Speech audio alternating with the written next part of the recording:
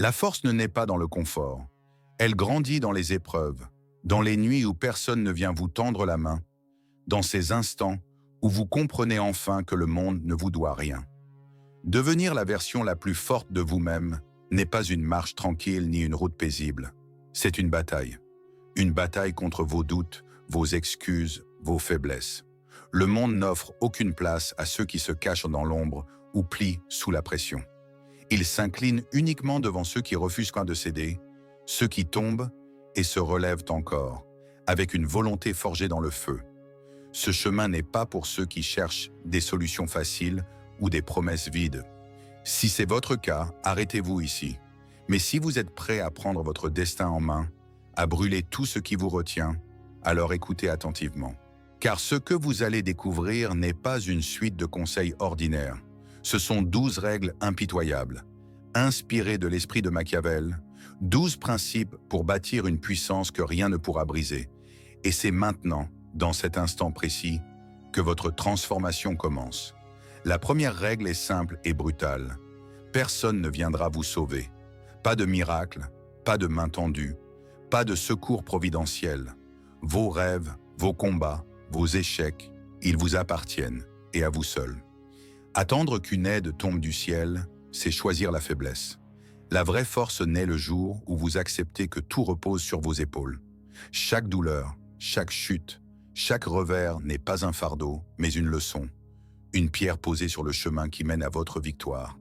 Les projets qui n'ont pas abouti, les relations qui vous ont blessé, les objectifs manqués ne sont pas des chaînes, mais des maîtres silencieux qui vous montrent la voie. Machiavel lui-même affirmait que l'homme fort est celui qui ne dépend de personne pour sa survie. Arrêtez d'accuser les autres, la malchance ou les circonstances. La puissance commence quand vous osez dire « c'est à moi de tout changer ». Cette vérité est dure, mais elle libère. Elle vous rend maître de votre vie. Fini les excuses, fini les attentes. Il ne reste plus que vous et votre avenir. Imaginez-vous seul au milieu d'une tempête, debout, inébranlable, avec pour seule armure votre détermination. Voilà la réalité. Et si vous voulez bâtir votre grandeur, il n'y a qu'un choix à faire. Décidez aujourd'hui que vous ne compterez plus jamais sur personne. Prononcez-le à voix haute. Gravez-le en vous. Je suis mon propre guide.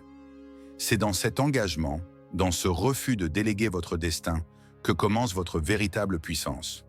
La deuxième règle révèle une vérité que beaucoup refusent d'accepter. La discipline est votre liberté.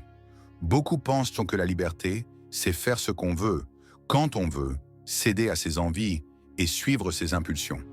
Mais cette illusion n'est pas la liberté, c'est une prison. La véritable liberté se trouve dans la discipline. Quand vos actions ne suivent plus vos caprices, mais obéissent à votre vision. Quand votre esprit et votre corps marchent ensemble dans une seule direction. La motivation disparaît comme une flamme fragile, mais la discipline reste solide et implacable. Se lever tôt même quand la fatigue vous écrase, travailler même quand les résultats ne sont pas visibles, avancer sans attendre d'applaudissements. Voilà la vraie liberté. Regardez les bâtisseurs, les athlètes, les artistes qui ont marqué l'histoire. Leur succès n'est pas né d'un instant de génie, mais de jours répétés, d'années de persévérance. Machiavel voyait dans la discipline la clé qui transforme une volonté en puissance durable. La discipline est un pacte silencieux que vous signez avec vous-même, agir quoi qu'il arrive. Imaginez un jardinier qui plante une graine chaque jour et qui répète ce geste sans jamais s'arrêter. Au début, rien ne change, mais avec le temps, son jardin devient une forêt. Votre vie est ce jardin. Commencez par une habitude simple, 10 minutes de sport, de lecture ou de réflexion chaque matin, et tenez bon, sans jamais rompre votre engagement. Alors un jour, vous verrez l'édifice de votre avenir s'élever sous vos yeux. Dites-le clairement, répétez-le comme une vérité. La discipline est ma liberté. Car c'est en la choisissant que vous prenez réellement le contrôle de votre vie. Voici la troisième règle, la concentration absolue. Un esprit éparpillé est un esprit fragile. La force ne vient pas de courir dans toutes les directions, mais de concentrer toute votre énergie vers un seul objectif avec une intensité qui transperce la réalité. La concentration est comme une flèche qui perce le bruit, les distractions et les voies inutiles. Choisissez une mission qui vous fait vibrer, un rêve ou un projet qui vous pousse à vous lever chaque matin, et donnez-lui tout ce que vous avez. Les faibles se perdent dans les réseaux sociaux, dans les conversations sans fin, dans les plaisirs qui s'évaporent. Les forts, eux, protègent leur attention comme on protège un trésor rare. La concentration demande d'apprendre à dire non, sans hésitation et sans remords. Écartez les relations, les activités et les habitudes qui vous détournent de votre chemin. Chaque minute gaspillée est un pas en arrière.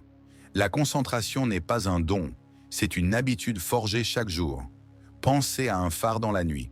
Il n'éclaire qu'une seule direction, et c'est cette clarté qui guide les navires. Soyez ce phare. Quand vous maîtrisez votre concentration, les obstacles paraissent plus petits, les doutes s'effacent et la voie devient nette. Supprimez une distraction, peut-être 1 heure sans téléphone, et investissez ce temps dans ce qui compte vraiment. Répétez-le comme un bouclier. Ma concentration est mon armure. Car un esprit concentré est une arme que rien ne peut arrêter. La 4e règle nous enseigne l'art de la résilience. La vie n'est pas un lac tranquille, c'est un océan déchaîné. Les vagues viendront toujours. Un échec professionnel, une trahison, une perte qui vous brise le souffle. La résilience n'est pas d'éviter ces vagues, mais d'apprendre à les traverser, à nager au milieu d'elles, à se relever plus fort à chaque fois. Chaque défi est un professeur, chaque douleur est un outil qui sculpte votre caractère. Les diamants ne se forment pas dans la douceur, mais sous une pression immense. Votre force se construit de la même manière. Ne fuyez pas les difficultés, accueillez-les. Elles forgent votre âme, affûtent votre esprit, solidifient votre cœur. Quand tout semble s'effondrer, souvenez-vous que la grandeur naît dans le chaos. La résilience, c'est dire « je ne m'arrêterai pas ici ». Les faibles s'écrasent sous la peur ou le chagrin, mais les forts transforment chaque coup reçu en carburant pour avancer. Machiavel affirmait que les tempêtes révèlent les véritables souverains, ceux qui ne plient pas dans l'adversité. Imaginez un moment où vous avez touché le fond, un rêve brisé, une humiliation douloureuse. Qu'en avez-vous appris? Comment cela vous a-t-il rendu plus sage, plus fort? Chaque cicatrice que vous portez est une médaille silencieuse, la preuve que vous avez survécu là où d'autres auraient abandonné. Écrivez 3 leçons de ce passé et laissez-les guider vos pas. Répétez-le sans trembler, je surmonte chaque tempête. Car c'est en vous relevant encore et encore que vous devenez indestructible. La 5e règle vous révèle une arme invisible mais redoutable, la constance. Le talent sans constance s'éteint comme une flamme fragile dans le vent. L'ambition sans constance s'effondre comme une maison mal bâtie. Les grands exploits ne naissent pas de gestes isolés, mais de répétitions inlassables, gravées dans le temps. Ce n'est pas un coup d'éclat qui transforme une vie, mais une suite de petits pas répétés sans relâche. Pensez à une rivière qui creuse une vallée. Ce n'est pas la force d'un seul courant qui la façonne, mais la patience d'un flot qui ne s'arrête jamais. Voilà la vérité. La constance est discrète, silencieuse, parfois invisible, mais elle est l'arme des indomptables. Les faibles s'accrochent à l'excitation du moment. Ils veulent des résultats rapides, ils abandonnent dès que la fatigue ou l'ennui s'installe. Mais les forts avancent même quand personne ne les regarde. Ils continuent quand les autres s'arrêtent. Ils bâtissent quand les autres détruisent. La constance est un marathon, pas un sprint. Elle demande de répéter, jour après jour, des gestes simples qui finissent par devenir votre identité. Ce que vous faites régulièrement finit par définir ce que vous êtes. Si vous pratiquez la discipline un seul jour, vous êtes motivé. Si vous la pratiquez chaque jour, vous devenez inarrêtable. Imaginez un forgeron frappant le fer rouge. Un coup, puis un autre, encore et encore. Chaque impact pris séparément paraît insignifiant. Mais après des centaines de coups, le métal prend forme, devient une lame incassable. Votre vie est ce métal. Votre persévérance est ce marteau. Sans constance, vous restez informe. Avec constance, vous devenez une arme. Ne croyez pas que la force vient de la vitesse. Elle vient de la répétition.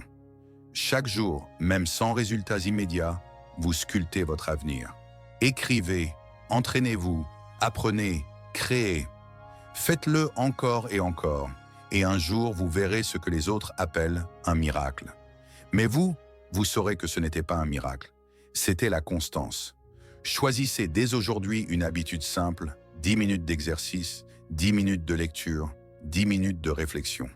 Et ne rompez jamais ce pacte avec vous-même, car le jour où vous tenez votre parole malgré la fatigue, malgré le doute, malgré l'envie d'arrêter, ce jour-là vous devenez intouchable. Répétez-le avec force, comme une vérité sacrée. La constance me rend indomptable.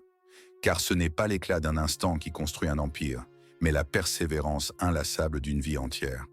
La 6e règle vous enseigne la force de la solitude. Beaucoup craignent le silence. Ils le fuient comme une menace. Ils remplissent par chaque minute de bruit, de distraction, de conversation inutile. Mais c'est dans le silence, dans la solitude, que naît la véritable puissance. Être seul ne veut pas dire être faible. Être seul ne veut pas dire être abandonné. Être seul, c'est apprendre à vous suffire à vous-même, à marcher sans avoir besoin de validation ni d'approbation. Ceux qui ne supportent pas d'être seuls deviennent esclaves de l'opinion des autres. Ils cherchent sans cesse des regards, des applaudissements, des mots pour se sentir exister. Mais un esprit fort se forge dans l'isolement, dans ces moments où il n'y a personne pour vous encourager, personne pour vous retenir, personne pour vous applaudir. Là, vous découvrez qui vous êtes vraiment. La solitude est une école. Elle vous apprend à penser par vous-même, à entendre votre voix intérieure quand le monde entier crie contre vous. C'est dans la solitude que les grands esprits ont écrit, que les bâtisseurs ont conçu, que les guerriers ont trouvé la clarté avant de partir au combat. Machiavel lui-même rédigeait ses réflexions enfermé dans son cabinet, loin du tumulte des foules, car il savait que la clarté naît quand on ose se confronter à soi-même. Alors ne fuyez plus la solitude, cherchez-la. C'est une forge invisible qui durcit votre mental, un feu qui brûle vos faiblesses et éclaire votre véritable identité. Imaginez un arbre dans la tempête. Il est seul au milieu du champ, exposé au vent, aux pluies, au soleil brûlant. Les arbres de la forêt, eux, s'abritent les uns derrière les autres. Mais celui qui survit seul dans le champ développe des racines plus profondes, plus solides, car il n'a que lui-même pour résister. Cet arbre, c'est vous. Plus vous vous enracinez dans votre solitude, plus vous devenez inébranlable. Et le jour où vous retournez vers les autres, vous n'avez plus besoin de leur approbation, vous n'avez plus besoin de leur reconnaissance. Vous apportez simplement votre force parce que vous n'avez plus besoin d'eux pour exister. La solitude est exigeante. Elle peut être dure, parfois douloureuse, mais elle est l'allié de ceux qui veulent atteindre un autre niveau. Utilisez-la pour réfléchir, pour créer, pour construire. Coupez le bruit, éloignez-vous du vacarme, passez 1 heure, une journée, une semaine seul avec vous-même. Au début, ce sera difficile, mais c'est dans cet inconfort que naît votre pouvoir. Répétez-le avec conviction. Je n'ai pas peur d'être seul, car ma solitude est ma force. Car un homme qui maîtrise la solitude devient imprenable. Rien ne peut l'atteindre, car il a appris à se tenir debout sans personne à ses côtés. La 7e règle vous enseigne à maîtriser votre énergie. Votre énergie est votre ressource la plus précieuse que l'argent, plus précieuse que le temps. Pourtant, la plupart la gaspillent sans même s'en rendre compte. Ils la laissent pas s'échapper dans des colères inutiles, dans des querelles vides, dans des distractions qui ne laissent rien derrière elles. Celui qui veut devenir fort doit apprendre à contrôler son énergie comme un général contrôle son armée. Chaque geste, chaque parole, chaque pensée consomme une part de votre force vitale. Alors demandez-vous, est-ce que cela mérite mon énergie? La vérité est simple, la plupart des batailles ne méritent même pas que vous y consacriez un souffle. Conservez vos forces pour ce qui vous élève, pas pour ce qui vous tire vers le bas. Un esprit dispersé est faible, un esprit concentré est invincible. Machiavel rappelait que le pouvoir se conserve par une bonne gestion des ressources. Appliquez ce principe à votre propre vie. Refusez d'alimenter les conflits stériles, refusez d'alimenter les émotions destructrices, refusez de nourrir les relations qui vous vident. Choisissez où va votre énergie et refusez de la gaspiller. Visualisez votre énergie comme un feu. Si vous dispersez les flammes, elles s'éteignent. Mais si vous les rassemblez, elles deviennent un brasier qui illumine tout. Répétez-le comme un serment. Je protège mon énergie car elle est ma puissance. Voici maintenant la 8e règle. Forgez un esprit indestructible. Votre corps peut être brisé, vos biens peuvent vous être arrachés, mais si votre esprit tient bon, alors personne ne pourra jamais vous vaincre. L'esprit est la citadelle ultime. Mais cette citadelle ne se construit pas dans la facilité, elle se construit dans l'adversité. Chaque épreuve traversée est une pierre ajoutée à vos murs intérieurs. Chaque douleur surmontée est une forteresse invisible que rien ne peut détruire. Le monde cherchera toujours à vous briser, à vous détourner de votre route, à vous affaiblir. Les insultes, les rejets, les échecs, les pertes, tout cela viendra vous tester. Mais vous avez le choix, plier ou vous renforcer. Un esprit indestructible ne se forge pas en évitant les coups, mais en les encaissant, en apprenant, en devenant plus solide à chaque impact. Imaginez un roc au milieu d'un torrent. L'eau frappe encore et encore, mais le roc reste debout, immuable. Devenez ce roc. Ne laissez aucune critique, aucune humiliation, aucun revers fissurer votre esprit. Écrivez-le dans votre conscience.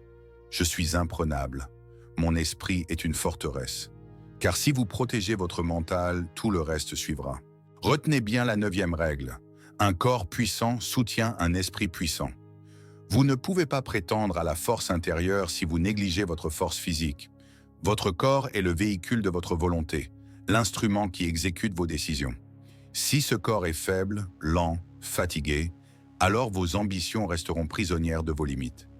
Machiavel affirmait que le prince devait toujours être prêt au combat, car un chef incapable de se défendre est un chef condamné. Appliquez cette loi à vous-même. Entraînez votre corps comme une arme. Courez, soulevez, frappez, endurcissez-le. Ne cherchez pas seulement l'apparence, cherchez la performance, la solidité, la résistance.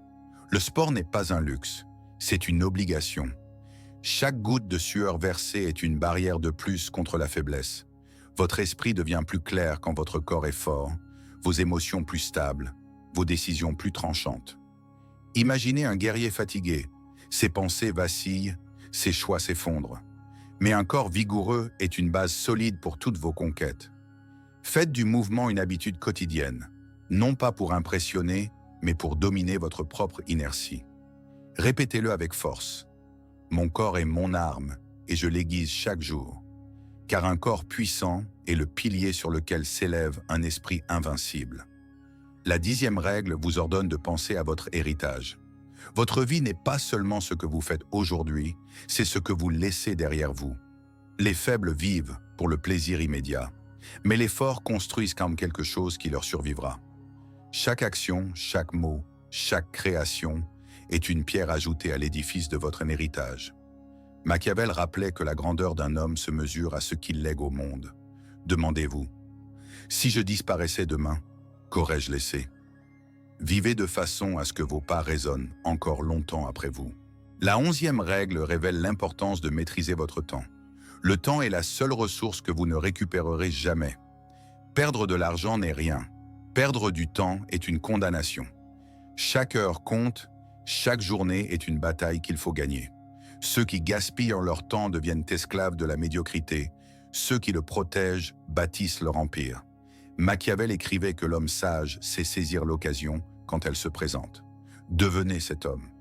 Refusez les pertes de temps, écartez les distractions et consacrez vos heures à ce qui vous rend plus fort. Répétez-le, je domine mon temps car il est mon royaume. Enfin, la 12e règle, devenez intouchable. Être intouchable ne veut pas dire éviter les épreuves, mais devenir si solide que rien ne peut vous briser. Les critiques glissent, les échecs ne vous arrêtent pas, les attaques ne vous ébranlent plus. Intouchable signifie que votre valeur n'est plus définie par l'opinion des autres, mais par votre propre force. Machiavel voyait dans cette invulnérabilité la clé du pouvoir. Celui qu'on ne peut ni manipuler ni détruire devient redouté et respecté. Soyez ce roc, soyez cette forteresse, et proclamez-le avec conviction. Je suis intouchable. Vous avez parcouru les 12 règles, 12 principes de fer pour transformer votre vie. Ces règles ne sont pas là pour plaire. Elles sont là pour durcir votre esprit, fortifier votre corps et réveiller en vous une puissance que rien ne peut briser. Elles exigent de la discipline, du courage et de la résilience, mais en retour, elles offrent la liberté, la clarté et la domination de votre destin. Machiavel nous rappelait que le monde n'appartient pas aux faibles ni aux hésitants, mais à ceux qui osent, à ceux qui voient dans la réalité telle qu'elle est et qui avance malgré tout. Ce que vous venez de découvrir est une vérité dure, mais libératrice. Personne ne vous sauvera, tout dépend de vous.